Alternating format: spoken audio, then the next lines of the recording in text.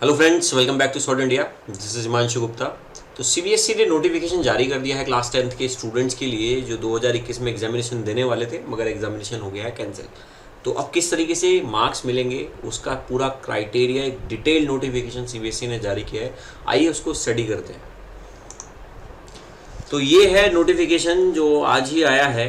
Notification number ये है और उसके जो टाइटल है वो ये है, policy for tabulation of marks for class 10 board exam 2021 based on the internal assessment conducted by the school. तो स्कूल में जो इंटरनल असेसमेंट हुए हैं उसके बेसिस पे टेबुलेशन ऑफ मार्क्स किस तरीके से रहेगी उसके बारे में सीबीएसई ने डिटेल नोटिफिकेशन दिया है। उसका कुछ बैकग्राउंड है। बैकग्राउंड वही है जो नोटिफिकेशन आपके एग्जामिनेशन कैंसिल होने के लिए आया था 14 अप्रैल को। तो वही डिटेल में दिया है। इसमें हम ज़्यादा डिस्कशन नहीं करेंगे, हम थोड़ा आगे चलते हैं।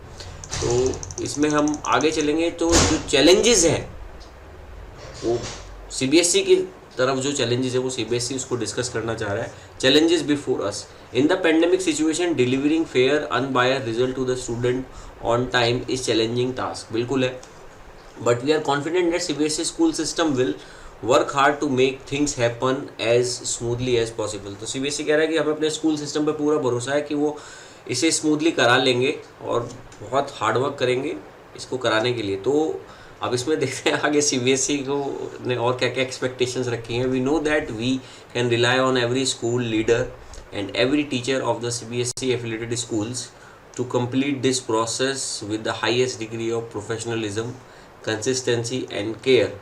हाँ, कोविड-19 की जो सिचुएशन है और इस दौरान जो चैलेंजेस टीचर्स फेस कर रहे हैं उसके बारे में डिस्कस नहीं करते हुए मैं बता रहा हूँ कि सीबीएसई ऐसा सोच रही है कि जो स्कूल लीडर्स हैं, जो जनरली स्कूल प्रिंसिपल होते हैं और जो टीचर्स हैं सीबीएसई से एफिलिएटेड सभी स्कूल्स के, वो हाईएस्ट डिग्री ऑफ प्रोफेशनलिज्म दिखाएंगे, कंसिस्टेंसी दिखाएंगे और केयर दिखाएंगे इस टास्क को कंप्लीट करने के लिए। With your professional and judicious approach, किसका? टीचर्स का। Let us make sure that student and parents feel confident in the accuracy and fairness of the result। ठीक है, जो कि एक नेक्स्ट टू इम्पॉसिबल टास्क है, क्योंकि ज़रूरी नहीं है कि सभी पेरेंट्स सेटिस्फाई हो जाएं, ज़रूरी नहीं है कि सभी स्टूडेंट्स भी सेटिस्फाई हो जाएं। ओके, और जो क्राइटेरिया है उसके बारे में हम फिर से इसमें आगे डिस्कस कर रहे हैं और डिटेल में थोड़ा सा आगे चला गया है। यस, तो चैलेंजेस हो गए हमारे। इसके बाद ऑब्जेक्टिव ऑफ द पॉलिसी का ऑब्जेक्टिव क्या है? Developing N unbiased and transparent academic record based on realistic evaluation and academic performance of the student is the important objective for all of us while undertaking the test. 4 key principle of any evaluation, namely reliability, fairness, flexibility and validity should be followed during the evaluation process. तो यहाँ पे CBSE ने कहा है कि reliability होनी चाहिए। 4 principal दिए हैं, reliability, fairness, flexibility and validity. अब हालांकि सीबीएसई इस चीज़ को शायद यहाँ कंसिडर नहीं कर पा रही है कि ज़्यादातर स्कूल्स में ऑनलाइन एग्जामिनेशंस हुए हैं, ऑफलाइन एग्जामिनेशंस नहीं हो पाए हैं, और कुछ बच्चे जिन स्कूल्स में ऑनलाइन एग्जामिनेशन के साथ साथ ऑफलाइन एग्जामिनेशन भी हुए थे उन्होंने उन एग्जामिनेशन को किस तरीके से दिया है। तो यहाँ पे सीबीएसई भूल रही है, पर चलिए देखते हैं। In order to make sure that assessment is fair, valid and reliable, school leaders and teachers should ensure that the evaluation process as laid out below is clearly understood by all stakeholders। यानी school के हाथ में दे दिया है सब कुछ और school अब अपना रिजल्ट तैयार करेंगे बच्चों का, जैसे भी वो करेंगे। और ये पब्लिक नोटिफिकेशन है, ये स्कूल्स को डायरेक्टली नहीं पहुंचा है, इसलिए मैंने भी इस पर वीडियो बनाया है।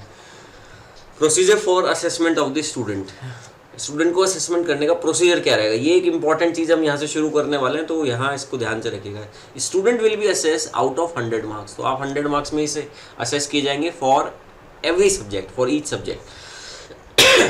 As per the policy of the board, 20 marks are for internal assessment and 80 marks are year end board examination। तो 20 मार्क्स तो इंटरनल असेसमेंट थे, 80 मार्क्स बोर्ड का जो रिटन एग्जामिनेशन होता है उसके थे।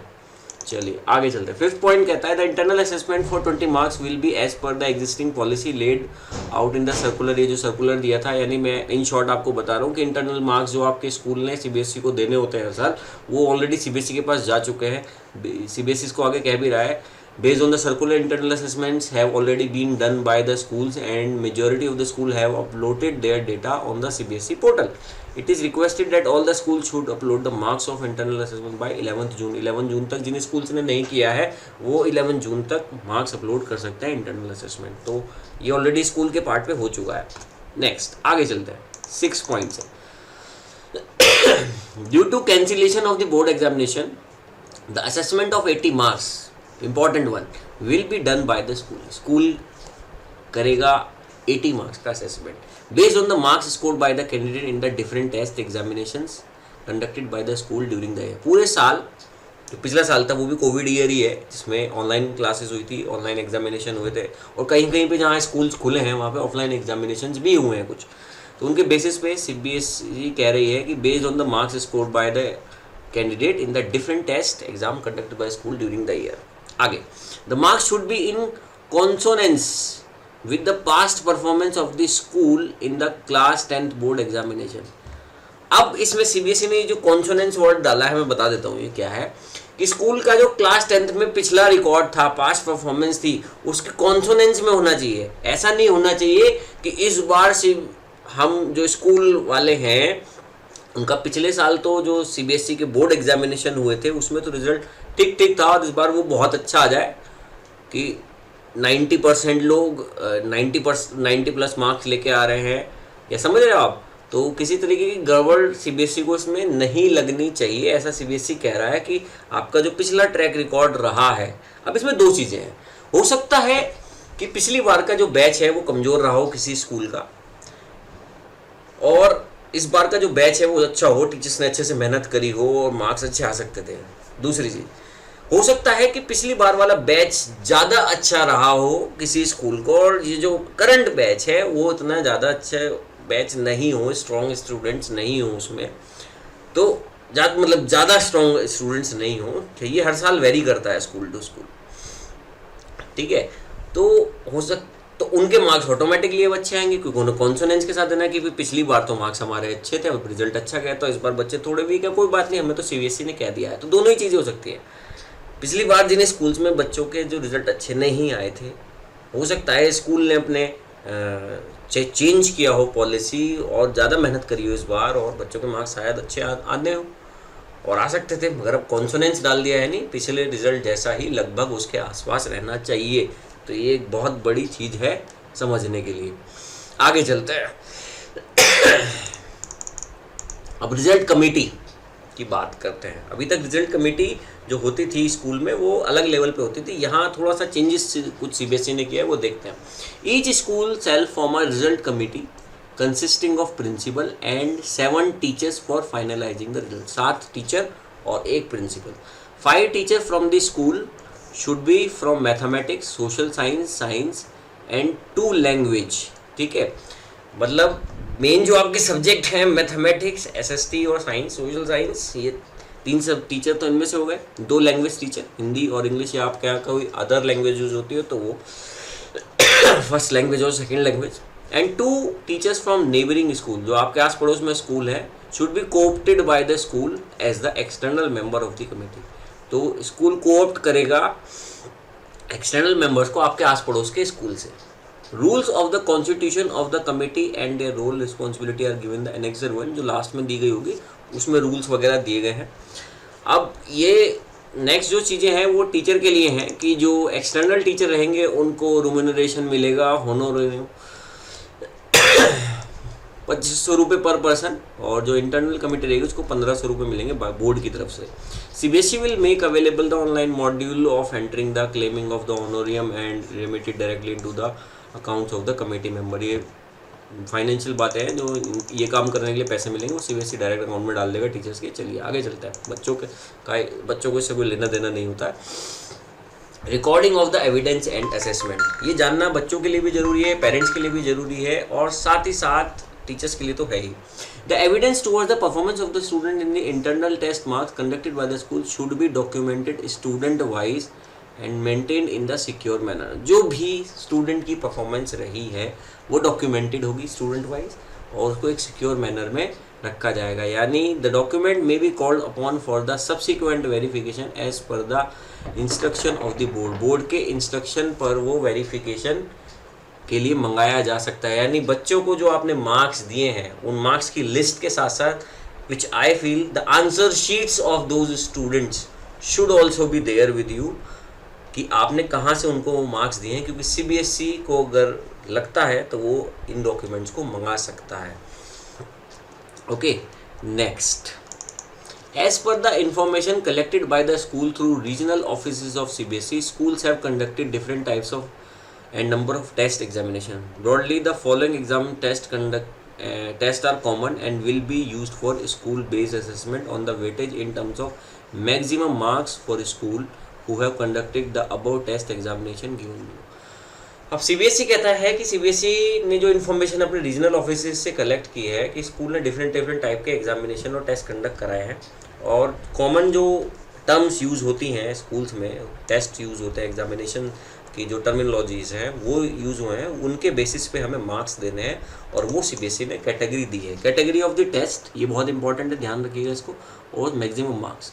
अब जो पीरियोडिक टेस्ट आपके हुए हैं, जितने भी हुए हैं, यूनिट टेस्ट, पीरियोडिक टेस्ट, उन सब का वेटेज हो गया 10 मार्क्स। यानी आपने जितने भी आपके सपोज कीजिए 40 मार्क्स का अगर एग्जामिनेशन हुआ है, जो ये पीरियोडिक टेस्ट वाला है, ए वाला, तो इसको रिड्यूस कर देगा 10 में, यानी 4 से डिवाइड कर देगा। तो अगर आपके 40 मार्क्स है तो आपके ऑटोमेटिकली 10 मार्क्स हो गए हैं, ठीक है।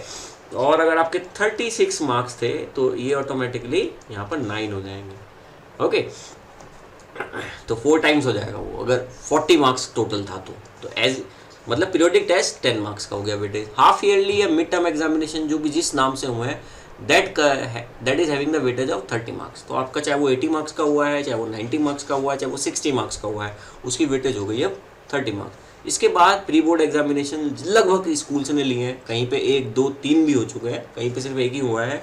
तो जो भी उनमें प्री बोर्ड एग्जामिनेशन हुए हैं उनके 40 मार्क्स कैलकुलेट किए जाएंगे। तो इस हिसाब से 40 + 30 + 10 ये सब हो गए टोटल 80, तो 80 मार्क्स हो गए। तो ये ABC कैटेगरी है टेस्ट एग्जामिनेशन की, और उनका वेटेज आपके सामने दिया है, इस बेसिस पे आपके मार्क्स कैलकुलेटेड होंगे। अब इसमें CBSE ने आगे भी दिया है, क्योंकि कुछ स्कूल ने एक से ज़्यादा एग्जामिनेशन भी कराया है। In case schools have conducted more than 1 test exam within each category, the result committee में fix the weightage to be given to each test exam within which category subject to the overall maximum marks of that category. For example, if the school has conducted 2 or 3 pre-board examination, it may decide to take an average of the 3 exam, take the best performance in the 3 tests, or give a weightage to each exam as considered suitable. ठीक है। तो इसमें CBSE ने दिया कि जैसे अगर 3 pre board हुए हैं तो 3 प्री बोर्ड में आप डिसाइड कर सकते हैं कि आपको तीनों का एवरेज देना है, या बेस्ट परफॉर्मेंस तीनों में से विच इज़ बेस्ट, उस स्टूडेंट की किस में बेस्ट है वो वाले मार्क्स उठा के देने हैं आपको, या फिर आपको उन तीनों का एक बराबर वेटेज रखना है आउट ऑफ 40 में से, और उसके हिसाब से आपको मार्क्स देने हैं। तो ये भी आप स्कूल, इसकी कमेटी, रिजल्ट कमेटी इसको फिक्स कर सकती है, they are free to do that. Next आगे चलते हैं। There are some schools where 1 or more of the above 3 categories of the test have not been conducted. Very important, कि school नहीं हुए भाई एक से ज़्यादा। Further there may be differences in the terms of mode of conduct of examination, online offline. Also it is possible that some of the student may not have appeared in any of the some conducted by the school. Okay, तो CBSE कह रहा है there some schools जहाँ पर एक या एक से ज़्यादा एग्जामिनेशन कैटेगरी में नहीं हुए हैं, और वहाँ डिफरेंस भी हो सकता है mode of conduct of examination का, कि ऑनलाइन हुआ है ऑफलाइन हुआ है। So it is possible that some of the student, और ऐसा भी हो सकता है कि भाई ऑनलाइन या ऑफलाइन हुआ हो तो स्टूडेंट अपीयर नहीं हुए एग्जामिनेशन में। In all the above cases, committee constituted by the school will have to address these challenges based on the analysis and study of the situation prevailing in the school, and thereafter draw up a criterion for the assessment of 80 marks. तो school को ये challenges committee के सामने रखने, committee को ये challenges रखने पड़ेंगे कमेटी के सामने, और वो एक क्राइटेरिया डिराइव करेंगे, क्राइटेरिया बनाएंगे कि कैसे वो 80 मार्क्स दिए जाएं उन स्टूडेंट्स को। The aim should be to cover as a broad a range of assessment objective as possible. ठीक है, the rationale of the criteria should be well thought. तो जो भी आप क्राइटेरिया डिसाइड करेंगे वो बहुत सोचा समझा होना चाहिए. Objective and should be documented in the form of rational document. Rational document का भी एनेक्सर 2 इन्होंने दिया है, बहुत अच्छे से इसमें CBSE ने स्कूल के ऊपर डाला है. हालांकि उसने गाइडलाइन भी दी है कि कैसे कैसे क्या करना है, मगर स्कूल को भी मार्क्स देते हुए बहुत सावधानी बरतनी पड़ेगी यहाँ पर. Explaining in detail how the school assessed marks have been determined out of 18 these cases. अब आइए कैसे करेंगे. Where all the 3 category of tests have not been conducted by the school, in case where student have not appeared in some of the test, in any or some of the test exam category selected in the assessment, the committee should in all case clearly record all its decision in writing with the reason in the rational document. तो committee को भाई examination एक से ज़्यादा conduct हुए हैं नहीं हुए हैं वो सारे, उसके बाद क्या डिसीजन लिया है कमेटी ने, या स्टूडेंट ने एग्जामिनेशन दिए हैं, पूरे ही एग्जामिनेशन नहीं दिया है, या कुछ एग्जामिनेशन दिया है कुछ छोड़ दिया है, वो सारी चीज़ें स्कूल की कमेटी को रिकॉर्ड करना पड़ेगा इन राइटिंग. और it should be a rational document. Rational document का जो फॉर्मेट रहेगा वो कैसा रहेगा वो भी इन्होंने एनेक्सर 2 में दिया है, तो उसको हम अभी पढ़ेंगे बाद में. Assessment standardization. As marks will be allocated at school level, they will strictly not be comparable across schools due to the variation in the quality of question papers, the evaluation standard and the processes, the mode of conduct of examination etc. तो ये पहले ही मान रहे हैं कि भाई marks जो भी स्कूल ने एलोकेट किए हैं वो दूसरे स्कूल से कंपेयर नहीं किए जा सकते हैं, है ना. स्ट्रिक्टली नॉट कंपेरेबल, क्योंकि क्वेश्चन पेपर की क्वालिटी में वेरिएशन हो सकता है, उनके स्टैंडर्ड में और उनके मोड ऑफ एग्जामिनेशन में और प्रोसेस में डिफरेंस रहेगा. Therefore to ensure standardization each school will have to internally moderate the marks to account for the school level variation by using a reliable reference standard. तो school level यानी जो आपके आसपास के स्कूल है उनके स्टैंडर्ड पे आना पड़ेगा और इंटरनली मार्क्स को मॉडरेट करना पड़ेगा. ठीक है, इसमें इन्होंने एग्जाम्पल भी दिया है. The historical performance of the school in terms of the best overall performance in the previous 3 years board examination will be taken as the reference for moderating marks assessed by the school in 2020. For example if the specific school, कोई भी school है और overall average student जो 2017-18 में पास हुए थे वो 72% marks थे, 18-19 में 74% and in 19-20 it was 71%. So school will use the subject-wise average of 2018-19, which are the highest for moderation.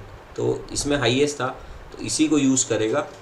The selected year will be the reference year of for the school. For each subject, the school will have to follow the broad distribution of mark, which will be based on the performance of the reference year by the school in that subject. तो उस subject में school की performance क्या थी वो reference रहेगा, उस reference को लेते हुए मार्क्स देने पड़ेंगे स्टूडेंट को.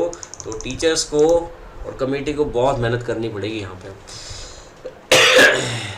The subject wise marks assessed by the school for 2021 should be with in the range of +2 -2 marks obtained by the school in the subject in the reference year. However, the overall average marks of the school assessed in 21 for all the 5 main subjects should not exceed the overall average marks obtained by the school in the reference year. तो ये अब क्या कह रहे हैं कि subject wise marks जो assess किए गए स्कूल में 2021 में +1 +2 मार्क्स +-2 यानी विद +-2 मार्क्स की रेंज में हो जो स्कूल ने रेफरेंस लिया है. ओके, या तो एक दो नंबर कम या 1-2 नंबर ज़्यादा.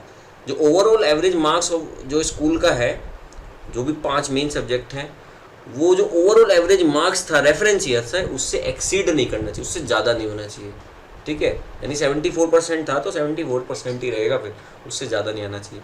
इन case data for a school for any 2 years is available then the best performance out of 2 years will be taken and in case data is available only for 1 year the same will be taken. तो जो new schools हैं जहाँ पे सिर्फ एक ही batch अभी निकला है वो सिर्फ उस अपने लास्ट वाले को ही रेफरेंस ईयर मानेंगे. जहाँ पे 2 बैचेस निकल चुके हैं वो 2 में से कोई एक बैच ले सकते हैं. और जिनके 2 से ज़्यादा हो चुके हैं वो 3 में से कोई एक, लास्ट जो प्रीवियस 3 हैं उनमें से कोई एक 3 बेस्ट आपको लेना पड़ेगा एक रेफरेंस ईयर। ओके, चलिए। Marks obtained by the students of the school in the subject in a previous board examination have been taken for the purpose of internal moderation. जो मार्क्स ऑब्टेन किए हैं student ने school में किसी भी subject में previous board examination में, उनको इंटरनल मॉडरेशन के लिए लिया गया है, as this is based on the on performance of the school. जो स्कूल की अपनी परफॉर्मेंस है, दसा रीजनेबल, रिलायबल है, अनबायस्ड है और फेयर रेफरेंस स्टैंडर्ड है। ओके, तो सीबीएसई इसमें रीज़न दे रहा है कि भाई उन्होंने पिछले जो स्कूल की जो परफॉर्मेंस है उसके बेसिस को क्यों लिया है। In school where the students are appearing in the class 10 board examination for the first time and hence no historical data available. ये कुछ नया है कि जो नए स्कूल है जिनका फर्स्ट बैच ही निकलना है, the board will provide the details for the district, state and national average for last 2 year performance of the board exam and the best performance in terms of overall average score from among the district, national and state average will be taken as the reference year.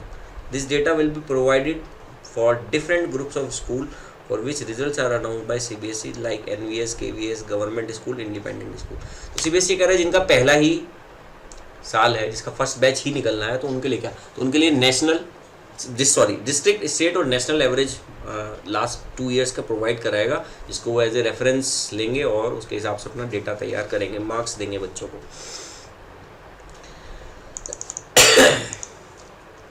The broad distribution of marks obtained by the student of the school in the specific year subject wise will be made available to the school by the board in the login account. तो जो distribution marks का है, जो students ने achieve किया है किसी specific year में सब्जेक्ट वाइज, उस स्कूल को सीबीएसई उनके जो लॉगिन अकाउंट है उससे अवेलेबल करा देगा। Okay, once the result committee finalizes the marks on the basis of test exam, it has to ensure that the marks of the students are aligned with the board distribution of marks provided by the board. आपने criteria decide कर लिया, आपने marks decide कर लिए student के, फिर वो जो सीबीएसई ने स्कीम दी है डिस्ट्रीब्यूशन ऑफ मार्क्स की, उसके साथ आपको अलाइन करना पड़ेगा उसको। अब जब टीचर्स लोग ये मिलके करेंगे तभी समझ में आएगा कि कितना बड़ा हरक्यूलियन टास्क साबित होगा। अभी तो थोड़ा आसान सा भी लग रहा है और मुश्किल सा भी लग रहा है, दोनों ही चीज़ें हो सकती हैं, मिक्स्ड फीलिंग है। To facilitate this and make it easy for the school, CBSE will prepare an online system in which school can enter the marks and check whether the marks allocated are in conformity with the historical distribution. अब आप देखिए CBSE अपने आप आपके school का average तैयार करके रखा हुआ है कि इससे ज़्यादा मार्क्स होंगे तो वो आपको वहीं दिखा देगा।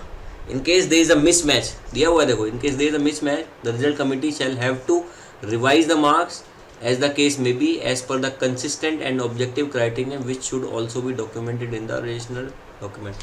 और इसके बाद जो मार्क्स आप चेंज करोगे, क्राइटेरिया बदलोगे, whatever, वो भी आपको डॉक्यूमेंट करना पड़ेगा। तो ऐसे ही CBSE 1500 रुपये नहीं देगी या 2500 रुपये नहीं देगी टीचर्स को। In case due to skewness of result, the result committee finds itself unable to fit the marks in the distribution given, it may decide to give weightage to the student performance in class 9 or other periodic evaluation including project based assessment which are an objective measure of academic performance of the student. अगर result committee को लग रहा है कि वो marks नहीं दे पा रही है, बच्चे ने एग्ज़ाम नहीं दिए हैं और उसने कुछ भी नहीं किया है, तो उसका 9th क्लास का परफॉर्मेंस लिया जाएगा उस बच्चे का, और फिर उसके जो इवेल्यूशन हुए हैं, प्रोजेक्ट उसने किए होंगे, उसके बेसिस पे उसकी एकेडमिक परफॉर्मेंस 10th में दी जाएगी। तो ये भी एक इम्पॉर्टेंट पॉइंट है स्टूडेंट्स के लिए और पेरेंट्स के लिए भी। तो इसलिए मैं कह रहा हूँ कि वीडियो को देखते रहना, थोड़ा लंबी वीडियो जरूर रहेगी मगर ये काम की वीडियो है। The second reference of the moderation will be the average marks for the school in the board examination of the reference. जो सेकेंड रेफरेंस लिया जाएगा मॉडरेशन करने के लिए मार्क्स का, वो एवरेज मार्क्स होगा स्कूल का इन द बोर्ड एग्जामिनेशन, जो रेफरेंस ये लिया है जो पहले बताया है CBSE ने, ठीक है। तो उसमें आगे ये कह रहे हैं should be with in the range of +2, वही 1-2 मार्क्स ज़्यादा या कम हो सकता है। ये फिर बात वो रिपीट कर रहे हैं तो इसको मैं ज़्यादा तवज्जो नहीं दे रहा हूँ, क्योंकि इसमें वही कहा है इन्होंने कि मार्क्स जैसे 5 सब्जेक्ट के हैं तो जो स्कूल का पिछला एवरेज था, जो रेफरेंस ये ले, उससे ज़्यादा नहीं होना चाहिए। तो उसको उन्होंने यहाँ दोबारा एग्जांपल देके समझाया है। आगे कह रहे हैं both the checks will be available in the online system once the uploaded school based assessment marks are consistent with the board's policy and directive. The school will be able to finalize the marks on the board's portal. In case marks are not consistent with the board's policy, school will not be able to upload marks on the board's portal. तो स्कूलों के लिए ये खास हिदायत है कि गलत तरीके से मार्क्स देने का सोचे भी नहीं। हालांकि इसमें एक सबसे बड़ा पॉइंट ऑफ कंसिडरेशन ये है कि अगर बच्चों ने मेहनत करी थी या स्कूल ने मेहनत करी थी और इस बार शायद उनका रिजल्ट अच्छा आ सकता था, तो शायद अब वो चांसेस कम हैं। ओके, क्योंकि सीबीएसई का जो बोर्ड का पोर्टल रहेगा मार्क्स एंटर करने का, वहाँ पे दोनों चीज़ें रहेंगी, रेफरेंस ईयर जो आपने लिया है वो, और आपका जो पिछला परफॉर्मेंस रहा है उसके बेसिस पे सारी चीज़ें क्राइटेरिया एक साथ सब्जेक्ट वाइज और टोटल का पूरा वो वहाँ पर चेक रहेगा, जिसकी वजह से आप ज़्यादा मार्क्स नहीं दे पाएंगे।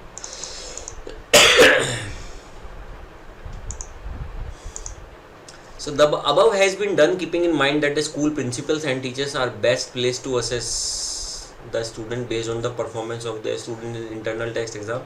They are expected to provide a fair and objective assessment of the student and have been given the autonomy and flexibility to do. However, to take care of the variation in the school level evaluation process, there is need to standardize the score across schools through a process of moderation of marks. This is necessary in the interest of fairness and to ensure that the marks allocated and are comparable and there is no adverse impact or undue gain for any student because of the methodology processes of the evaluation used by the individual school. तो ये जो आपने ये marks दिए हैं, ये बहुत ज़्यादा कम तो नहीं दे दिए हैं किसी को, या बहुत ज़्यादा आपने गेन तो नहीं करा दिया। सारी चीज़ों पे सीबीएसई का चेक रहेगा। अब रिकॉर्ड कीपिंग की जो बात है वो स्कूल के लिए है, तो उसको हम छोड़ देते हैं, इस पर ज़्यादा डिस्कशन नहीं करेंगे। एक्शन अगेंस्ट नॉन कंप्लायंस रही तो सीबीएसई एक्शन ले सकता है, तो इसमें हम ये इसको जरूर पढ़ेंगे। In case where the school deliberately indulge in the practices that are not consistent with fair unbiased and objective practice of the assessment, CBSE reserves the right to start disaffiliating proceedings. अगर school कोई गड़बड़ी करता है तो school को डिसएफिलेट किया जा सकता है, इम्पोज फाइनेंशियल पेनल्टी लगा सकता है स्कूल पर, और decide not to declare the result of the class 10 for the school till the time it is not conformity. अगर स्कूल कंप्लाइंस नहीं करते हैं सीबीएसई के स्कूल का, तो या तो उसको डिसएफिलेटिंग प्रोसीडिंग शुरू हो जाएगी या उसमें फाइनेंशियल पेनल्टी लगा देगा, और साथ ही साथ उसका रिजल्ट भी डिक्लेयर नहीं करेगा। ओके, सीबीएसई के पास तीनों राइट है, तीनों में से तीनों काम कर सकता है सीबीएसई को, तीनों में से कोई एक कर सकता है, depends on the CBSE. Okay, then data once uploaded will be final. जो डाटा अपलोड हो गया वो फाइनल है। Candidate not appeared in the assessment, जो अपीयर नहीं हुए हैं, this is also important for the student who have not appeared in any assessment. If any candidate has not appeared in any of the assessment conducted by the school may conduct an offline, online or telephonic 1-to-1 assessment and record documentary evidence to certify the recommendation. The student may be assessed objectively on the basis by the school out of maximum marks of each subject. ठीक है, तो student baby जो भी है वो assess होंगे objectively on the basis by the school, जो school में उसकी परफॉर्मेंस रहेगी उसके बेसिस पे। कैंडिडेट विद बेंचमार्क डिसेबिलिटी, जो डिसेबिलिटी वाले स्टूडेंट है, if any student with benchmark disability not appeared in any of the assessment conducted by the school may consider other activities such as portfolio, presentation, project, quiz, oral test etcetera done by such candidate during the session of for assessment in place of online offline. तो इस तरीके से अगर जो benchmark disability वाले हैं वो भी, उनको भी असेस किया जा सकता है। हाँ, अब result for more than 5 subject, कुछ बच्चों ने 5 से ज़्यादा सब्जेक्ट लिए होंगे। Now in case a student has offered different subjects other than 5 major one like painting, music, और offered more than 5 subjects, then mean marks of the best 3-5 subject out of maximum allotted marks after the conversion in case of maximum marks are more than 80 may be rewarded in these subjects. तो जो आपका 6th subject है उसमें जो best 3 subjects होंगे उसके maximum marks जो आपको अलॉट हुए हैं उनका ऐड करके उसको एवरेज मार्क्स आपको दे दिया जाएगा। Well calculating marks being allotted to the subject be kept in mind. ध्यान रखना पड़ेगा कि कौन से सब्जेक्ट से मार्क दिए जा रहे हैं। Details of maximum marks can be seen at this, ये वेबसाइट का लिंक दिया है, इससे देखा जा सकता है कि कहाँ मार्क्स कैसे देने हैं। Okay, now grace marks bye CBSE. CBSE will compute the result based on the uploaded theory and internal assessment marks. At the time of computation of result, board's policy of awarding grace marks will also be applied to those candidates who do not meet the qualifying criteria. जो qualifying criteria नहीं है उनको CBSE grace will be applied this time. अभी board की policy क्या है apply for qualifying marks? In case after application of grace marks policy by the board any student is not able to meet the qualification criteria, grace marks मिलने के बाद भी पास नहीं हो रहे हैं तो उस पर एसेंशियल रिपीट ER लिखा हुआ आएगा या कंपार्टमेंट कैटेगरी लिखा हुआ आएगा और फिर वो कंपार्टमेंट होगा। अब conduct of compartment examination, compartment कैसे होगा? After declaration the school will conduct an objective type offline online compartment examination based on the sample question paper provided by CBSE. अब सीबीएसई एक question paper sample paper provide किए already कराया हुआ है, तो एक ऑब्जेक्टिव ऑफलाइन या online examination compartment लिया जाएगा। ओके, और उसके बाद उसके मार्क्स दोबारा से अपलोड किए जाएंगे। तो इस बार कंपार्टमेंट एग्जामिनेशन भी स्कूल को ही कराना है। परमिशन टू कंटिन्यू 11th, ये भी एक बहुत बड़ा चीज़ है जो बच्चे पूछ रहे थे। In case student is not able to meet the qualifying criteria she may be allowed to continue till the declaration the result of the compartment examination by CBSE. Compartment examination का रिजल्ट आने तक CBSE के उस बच्चे को 11th में provisional admission दिया जा सकता है, वो अलाउ किया जा सकता है 11th में। चलिए, बहुत अच्छी बात है। Policy of verification of marks providing photocopy of answer book revaluation. अगर आप सेटिस्फाइड नहीं हैं, कुछ पेरेंट नहीं भी होंगे सेटिस्फाइड, है ना, तो वो क्या कर सकते हैं? An assessment has been done by the school and answer books have been shown handed over to the student by the school process for verification of marks providing photocopy and revaluation scheme will not be applicable। इस बार ये allowed नहीं रहेगा revaluation. Okay, mathematics basics versus mathematics in class. Basic और जो standard था उसके लिए इन continuation of the circular, तो available at this PDF। Exemption has been extended to permit mathematics 01 in class 11th if student has offered mathematics basic। इस बार भी दिया जा रहा है कि अगर आपने मैथमेटिक्स बेसिक ली है तब भी आप 11th क्लास में मैथमेटिक्स 01 ले सकते हैं 11th में। All other conditions are stipulated in above said circular will remain same, बाकी सब सेम रहेगा। चलिए, schedule of activity the timeline has been given adhere to the purpose for the compilation और डिक्लेरेशन ऑफ रिजल्ट। ये स्कूल के लिए support to the school, तो ये स्कूल के लिए है, इसमें ज़्यादा कुछ नहीं दिया है। स्ट्रीम इन क्लास 11, यस, कौन सी स्ट्रीम ले सकते हैं? As per the scheme of the studies of the board students are allowed to offer any combination of the subjects without any streaming, hence school should also follow the same. दोबारा बता दो, scheme जो है studies की board ने जो दी है, students are allowed to offer any combination of subject without any streaming, तो बिना स्ट्रीम के अभी any students are allowed to choose their subjects. Okay, तो अब देखिए ये भी कैसे होगा। पॉलिसी फॉर प्राइवेट पत्राचार and second chance compartment. For private पत्राचार and second chance compartment separate scheme for the examination will be announce soon. तब तक के लिए धन्यवाद दे दी है सीबीएसई। इसके बाद सीबीएसई ने रूल्स दिए हैं कमेटी को बनाने के लिए, कौन कौन से रूल रहेंगे। तो दिस इज़ फॉर स्कूल, ये स्टूडेंट्स के लिए नहीं है ज़्यादा इसमें, हालांकि आप पढ़ सकते हैं, मेन चीज़ें मैंने बता दी हैं। इसके बाद हाँ, एनेक्सर 1 था ये, हाँ, इसके बाद ये एनेक्सर 2 आ गया है। तो रेशनल डॉक्यूमेंट जो स्कूल को मेंटेन करना है, तो पेरेंट्स को भी मैं दिखा रहा हूँ कि स्कूल यहाँ पे स्कूल डिटेल्स फिल करेगा। टैक्स एग्ज़ाम कंडक्टेड, तो इस तरीके से ये एनेक्सर स्कूल को पूरी फिल करके रखनी पड़ेगी। तो काफ़ी पेपर वर्क हो जाएगा टीचर्स के लिए भी और स्कूल के लिए भी, बहुत सारी चीज़ें हैं।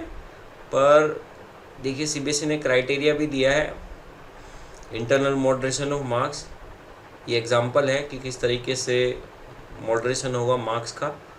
तो क्या इस पे बाद में एक डिटेल्ड एक्सप्लेनेटरी वीडियो बन जाएगा, हालांकि इसमें ज़्यादा कुछ समझने का है नहीं। अब लास्ट डेट दी गई हैं, ये डेट्स देख लीजिए, बहुत ज़रूरी है सबके लिए। Formation of the result committee by the school 5 मई तक स्कूल बना ले। Provision of the subject wise school wise distribution of marks as per the previous board examination 10 मई तक, ये सारा काम CBSE को करना है। फाइनलाइजेशन ऑफ रेशनल डॉक्यूमेंट का फाइनलाइजेशन 10 मई तक होना है। Conduct of assessment if any, अगर असेसमेंट कोई रह गया तो 15 मई तक कराना है। Availability of the portal for uploading marks 20 मई तक ये काम होना है, मार्क्स को फाइनल करना है। Finalization of result by school 25 मई तक ये होना है। Checking and moderation of the marks by school 28 मई तक ये होना है।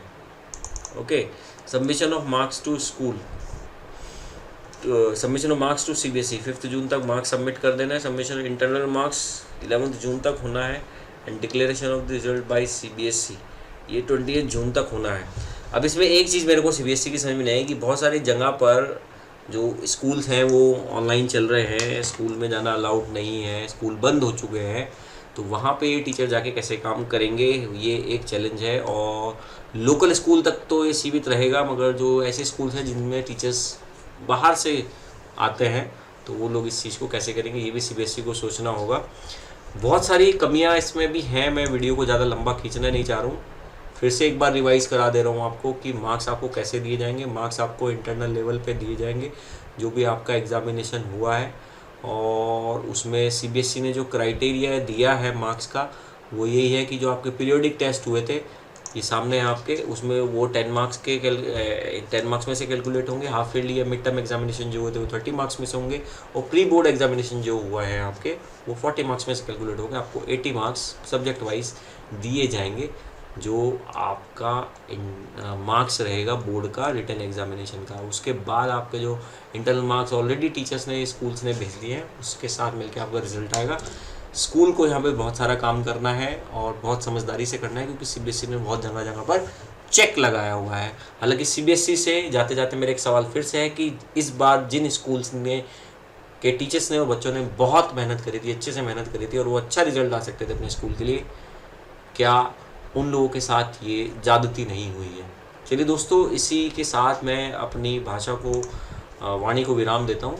आप लोग ध्यान रखिएगा, कोविड का समय चल रहा है, घरों में रहिए, सेफ़ रहिए, पूरे सेफ्टी प्रोटोकॉल से के साथ साथ रहना भी है। और जो भी 18+ हो गए हैं, वैक्सीनेशन अगर आपके शहर में शुरू हो गया तो वैक्सीन जरूर लगवाएं। Thank you so much for joining. Bye bye, take care.